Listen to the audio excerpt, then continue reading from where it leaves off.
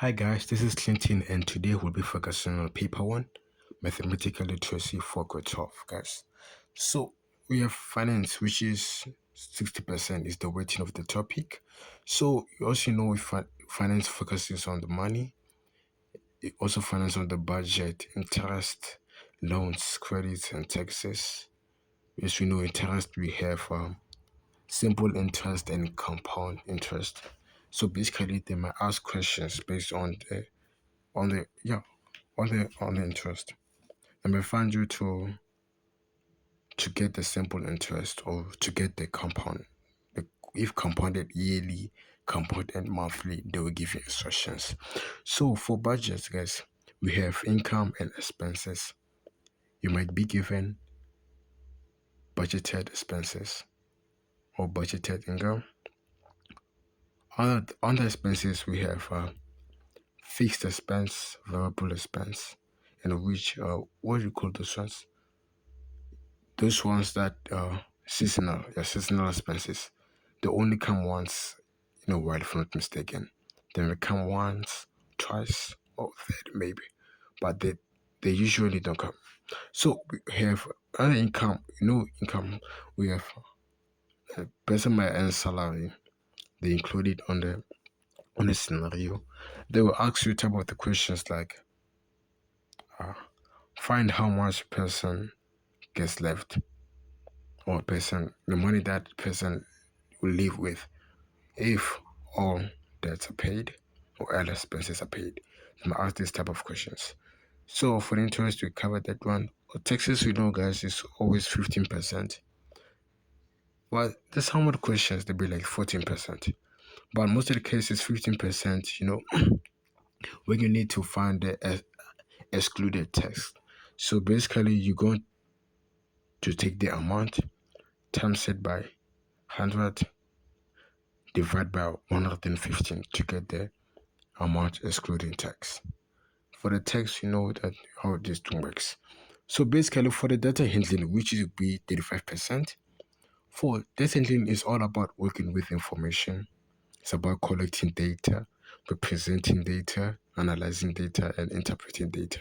You might be asked to find the mode, you might be asked to find multiple things. All you have to do is to make sure you revise everything that relates to data handling because the weighting is also 35%, which is the second measure of the paper 1. We also have probability. 5% is always 5%, doesn't take probability. They might ask you like, we have 5 yellow balls and 5 red balls.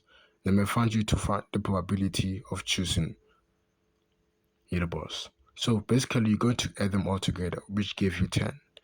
Then, if yellow balls are 5, you're going to say 5 divided by that total number of 4 balls, which give you the probability.